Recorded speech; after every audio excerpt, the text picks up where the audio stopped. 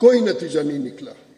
اس کے بعد ایک اور کمیشن اسلام آباد ہائی کورٹ نے پارلیمانی کمیشن تشکیل دی کہ بھائی مسنگ پرسنز کے اس ایشوز کو آپ حل کریں. اس کمیشن کا بھی کوئی نتیجہ نہیں نکلا. اب حال ہی میں پتہ چلا کہ صوبائی حکومت بھی ہوش میں آ گیا ہے کہ انہوں نے بھی ایک کمیشن بنایا ہے.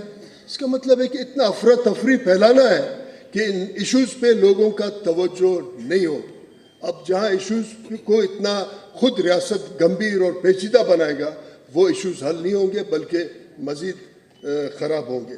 یہاں ہمارا مذاق اڑاتے ہیں, میڈیا میں بھی میں دیکھ رہا ہوتا ہوں اور سوشل میڈیا میں بھی, کیا آپ کے سینیٹر بکتے ہیں, کیا پولیٹیکل پارٹیز نے انہیں بکے ہوئے سینیٹرز کو اپنے سر پہ نہیں بٹھایا, کیا ان کے گلے میں وہ نیلا پیلا پٹے نہیں ڈالا. یہاں ملتانی محلے میں ایک ٹھیکیدار قادر صاحب ہے, وہ بھی جا کے سینیٹر بنے, اس کے بعد کوئی اس کو جانتا بھی نہیں ہے. ایک ZKB والے ہیں جو کسی کے پیارے تھے, وہ بھی سینیٹر بنے, اور اس ZKB والے صاحب کو سینیٹر بننے کے بعد وہ سینیٹر صاحب کا ایجنڈا کیا تھا, اس نے کسی کو کہا کہ پہلے میں نیشنل ہائی وے اتھارٹی کے دفتر جاتا تھا, اب ٹھڈا مار کے ان کو بلاتا ہوں. اس کا ٹارگیٹ اچیو ہو گیا. اور ساتھ ساتھ ایک بوٹ پالشی اور سینیٹر بنا جس کے نتیجے میں ریکو دیک کا سودا کیا گیا, اس کا نام ہے صادق سنجرانی. میں آپ سے یا اس وقت جو لوگ سن رہے ہوں گے اس سے یہ میں سوال کرتا ہوں کہ یہ صادق سنجرانی صاحب کا کیا پولیٹیکل بیک گراؤنڈ تھا کہ اس کو رضا ربانی پہ ترجیح دیا گیا؟ کون اس کے حمایت میں تھا؟ ایک پولیٹیکل ورکر, ایک بیرسٹر کے بجائے آپ چیئرمین سینٹ ایک ایسے بوٹ پالشی کو بٹھاتے ہیں جس کا کوئی پولیٹیکل جدوجہد نہیں ہے. اور وہاں یہاں تک اگر آپ جائیں جو سینٹ چیئرمین کے دفتر ہے اس کے کوریڈور کو بھی اس نے شیشہ لگایا تاکہ کوئی اس کے قریب سے نہیں گزرے. میں یہ سوال کرنا چاہتا ہوں, چلے وہ جس طریقے سے آیا, عمران خان کو بھی بہت پسند تھا, باقی پارٹی والوں کو بہت پسند تھا, آج وہ کس کے سر کا تاج ہے کہ وہ غیر سیاسی آدمی سینٹ کے چیئرمین کے کرسی پہ بیٹھے. تمام پولیٹیکل پارٹیز کے سر کا تاج ہے وہ. کیا ری امیجننگ پاکستان ایسا ہوگا کہ غیر سیاسی لوگوں کو آپ لائیں اور سینٹ میں اور پارلیمنٹ میں بٹھائیں, باقیوں کا راستہ کہیں اسٹیبلشمنٹ روک رہا ہے, کہیں انٹیلیجنس ایجنسی روک رہا ہے, کہیں DRO روک رہا ہے, اور پھر ماشاءاللہ سپریم کورٹ تو پھر سٹے پہ اس پارلیمنٹ کو چلا رہا ہے. آپ نے کبھی سنا ہے کہ دنیا میں کوئی ایسا پارلیمنٹ ہے جس کو سپریم کورٹ سٹے پہ چلاتا ہے؟ مجھے بار بار میرے ساتھی کہتے ہیں کہ آپ کے ہر 1-2 مہینے کے بعد ایک درخواست جاتا ہے. میں نے کہا مجھے اتنا جلدی ہوتا, پاکستان میں سیاسی اصولوں پہ آپ پارلیمنٹ میں نہیں جا سکتے ہیں. میرا یہ خواہش تھا کہ میں اپنے صوبے کے لوگوں کا آواز بن سکوں, اور میرے کوئی خواہش نہیں تھا ان ماؤں بہنوں کا آواز بن سکوں جو کوئٹہ سے اسلام آباد تک پیدل مارچ کر کے پاکستان کے سپریم کورٹ کا دروازہ کھٹکھٹا کر, ان لوگوں کا, گوادر کے لوگوں کا جو آج بھی یہاں تھانے میں پڑے ہوئے ہیں, ان کا آواز بن سکوں, مسنگ پرسنز کا آواز بن سکوں. وہ اسٹوڈنٹس جو پنجاب کے یونیورسٹی میں پڑھتے ہیں اور 6 مہینے وہ بھوک ہڑتال پہ بیٹھے ہیں, ان کے لیے اسٹوڈنٹس کا دروازہ بند کیا جاتا ہے یونیورسٹیوں کو, ان کا آواز بن سکوں. یہاں تو اقتدار نظریے پہ نہیں ملتا, یہاں بوٹ پالش پہ ملتا ہے, جیسے صادق سنجرانی کو انہوں نے دلایا گیا. یہ نہیں تھا, مگر میں اس لیے درخواست دیتا ہوں سپریم کورٹ میں. میرے ساتھی پوچھتے ہیں اس سے تو حل نہیں ہوگا. میں کہتا ہوں اس نظام کو, اس ملک کے اسٹیبلشمنٹ کو میں 2-2, 3-3 مہینے بعد آئینہ دکھاتا ہوں. آج جب ہم یہاں اس بات پہ بحث کر رہے ہیں کہ ہم اس ملک کو کیسے ٹھیک کریں, یا یہ جو غم ہے, یہ کرب, ناانصافیاں, بے روزگاری, بھوک, افلاس, اس کو ٹھیک کریں, جن کو ہم سنا رہے ہیں, میں اس بات کو وثوق سے کہہ رہا ہوں کہ جو سن رہے ہیں وہ اس بات پہ پشیمان اور شرمندہ نہیں ہے کہ ہمارے بارے میں کیا بات ہو رہا ہے. وہ اس بات پہ سر جوڑ کے بیٹھے کہ ان کو کاؤنٹر کیسے کیا جائے. حاجی لشکری کو کس طریقے سے کسی جعلی انکاؤنٹر میں کسی حوالے سے قتل کرا کے راستہ ہٹایا جائے, یہ ان کا طریقہ کار ہے.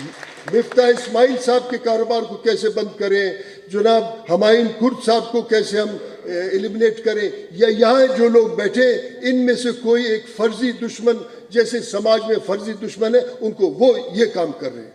और मैं इसको वसूख से कह रहा हूँ कि वो इस वक्त बैठे हैं और हमें सोच रहे हैं कि हम इख्तियार कैसे दें इन लोगों को कि ये लोग इतना बात कर रहे हैं, इनका रास्ता कैसे रोका जाए, वो ये बात कर रहे हैं। यहाँ आप देखें, जिनको हम बहुत पसमानदा कहते हैं, मुल्क कहते हैं, वहाँ भी मिसिंग पर्सन के हवाले से कानून साजी हुई, बांग्लादेश में कानून साजी हुई, श्रीलंका ने कानून साजी हुई है। यहाँ एक्सटेंशन के कानून पे तो तमाम पॉलिटिकल पार्टी इकट्ठे होते हैं, पता नहीं कौन सा वो हैरी पॉटर का छड़ी था उनको इकट्ठा किया, मगर यहाँ मिसिंग पर्सन्स के या इंसानी हकूक़ के पामाली पे कोई पॉलिटिकल पार्टी इकट्ठे नहीं होते, क्योंकि वो इस एजेंडा पे है कि वो किसी न किसी हवाले से ये अपने मुफादात का तहफ़्फ़ुज़ करे।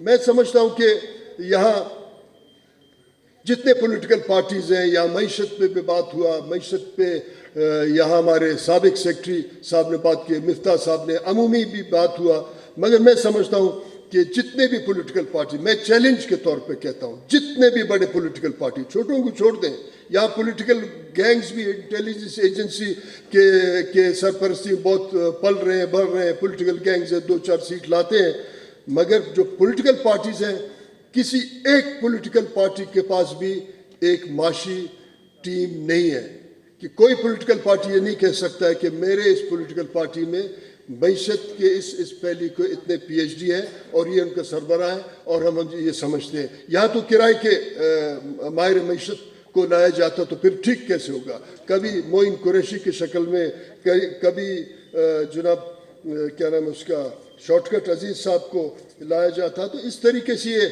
मुल्क नहीं होगा। सबसे पहले बात यह है कि यहाँ के पॉलिटिकल पार्टीज़ एक पॉलिटिकल एजेंडा का ऐलान करें कि हमारा नेशनल एजेंडा क्या होना चाहिए, कि क्या हम बूट पॉलिश के ज़रिए इस मुल्क को मज़ीद बर्बाद करेंगे, बूट पॉलिशियों के ज़रिए हम इक़्तिदार में बैठे होंगे, या फिर हम नहीं करेंगे। यहाँ एक कुव्वत, ख़ास तौर पे कुव्वत है जिसने सियासी क़यादत को हटा के सिस्टमेटिक एलिमिनेशन ऑफ लीडरशिप की गई है। इसके लिए तो फिर पॉलिटिकल वर्कर को उठना पड़ेगा। मैं एक आखिर में कोशिश करूँगा कि अभी ख़त्म करूँ, एक तारीख़ी वाक़या 2332 साल पहले एक बैनुल अक़वामी जिसको हम सिकंदर आज़म कहते हैं, उसका एक वाक़या बयान करता हूँ। सिकंदर ने जब ईरान पे गलबा हासिल किया, फतह हासिल की, तो सिकंदर ने अपने मुल्क मैसेडोनिया को एक चिट्ठी लिखा कि ईरान बहुत ज़रखेज़ मुल्क है, यहाँ के लोग भी बड़े अच्छे हैं, यहाँ हर किस्म के फल हैं, हर किस्म के वसाइल हैं, यहाँ मैं इस पे गलबा और कब्ज़ा हासिल करना चाहता हूँ, आप फ़ौज भेजें। कुछ अरसे बाद 2 लोग यूनान से आए, तो सिकंदर को बताया कि आपके लोग आ गए हैं। वो बड़ा खुश हुआ, उसने कहा फ़ौज आया, एक नया मुल्क होगा, उनका वालिद के साथ भी उसका नहीं बनता था, मैं इस मुल्क का बादशाह बनूंगा और मैं आगे ऐश करूंगा। उन लोगों ने कहा कि सिकंदर साहब हम 2 आए हैं। उसने कहा फ़ौज कहाँ है, आप साजिश करते हैं? उसने कहा नहीं, आप अपने जर्नलों को, अपने जो है थिंक टैंक को, अपने बड़े बड़े सिपा सालारों को बुलाएं, हम मामला ठीक करेंगे। खैर 5-10 दिन 20 दिन के बाद जब नुमाइंदे आए, जर्नल आए, एक स्टेज सजा, तो ये जो 2 शख्स यूनान से या मैसेडोनिया से आए थे, इन्होंने कहा कि ईरान पे या फारस पे कब्ज़ा करने का कोई ज़रूरत नहीं, कोई बड़ा फ़ौज नहीं चाहिए। आप एक काम करें, 2 काम से आप गलबा हासिल कर सकते हैं।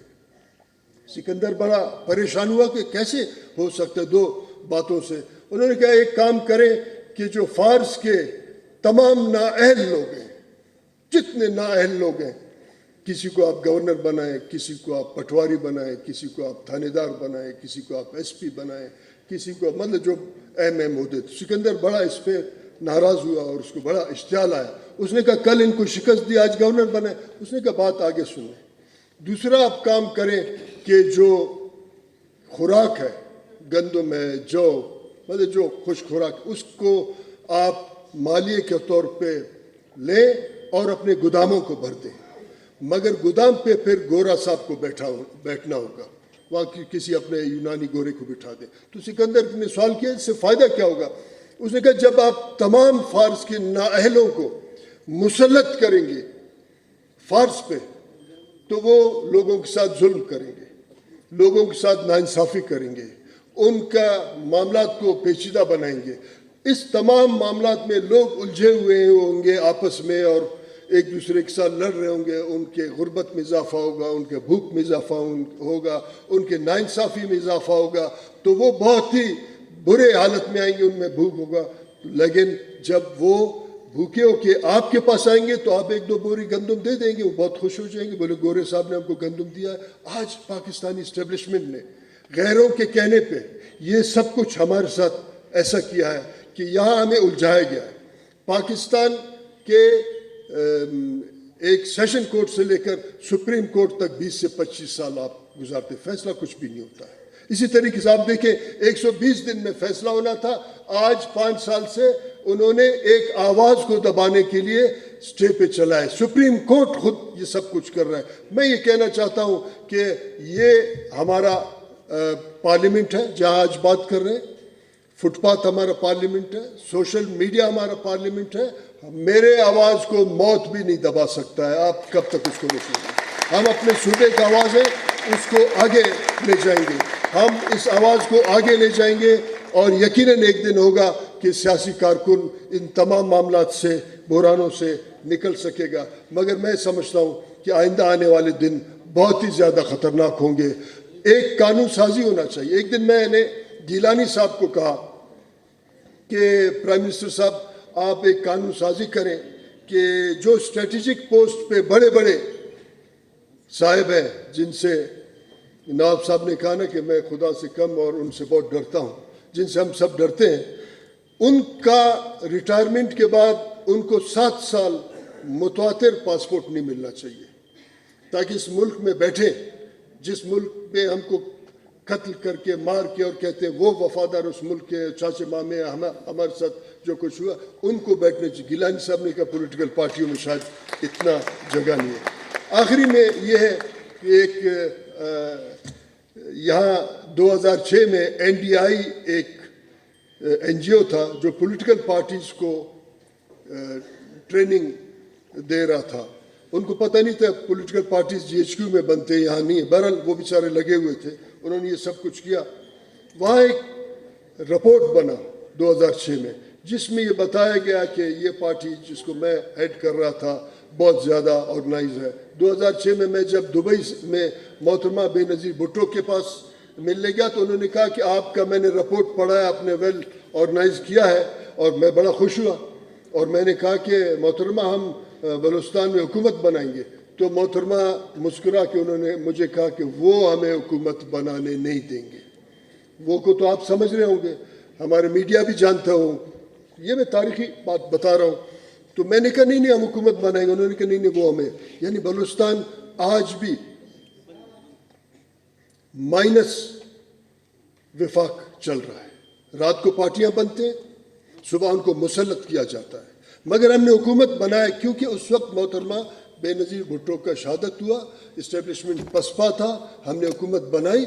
मगर हुकूमत बनाने के बाद एक मसनूई फसाद और फिर उसके वो हुकूमत ख़त्म होने के बाद एक मसनूई अमन। और जो लोग अमन का दावा करते हैं उनसे कभी पूछ भी करें कि इस मसनूई अमन के जिसका आप दावा करते हैं, इस मसनूई अमन को हासिल करने के लिए आपने इसके एवज़ क्या कुछ दिया। माइनस बलूचिस्तान आज भी पॉलिटिक्स चल रहा है और माइनस बलूचिस्तान पॉलिटिक्स चलेगा।